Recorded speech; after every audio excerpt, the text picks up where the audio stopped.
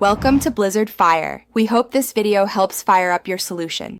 You start by confirming the essentials: console model, system update, and account. Plug in an NTFS USB drive with your prepared image. Match tile aspect ratios so the layout fits. Once done, enable developer mode only if you plan to sideload themes. Otherwise, use the built-in personalization menu to import media.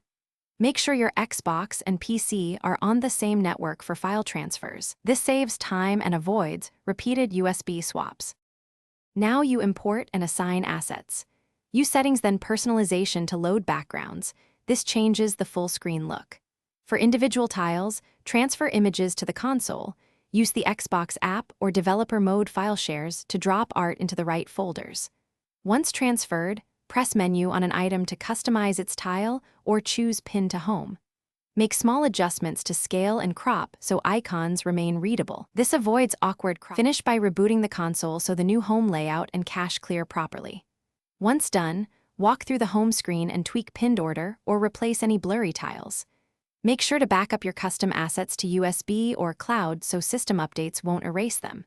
If you hit a problem, like missing tiles, re-export at exact resolution, overwrite the on-console files, and restart. This usually resolves alignment and quality issues quickly. Thanks for watching. If you found this helpful, don't forget to like and subscribe.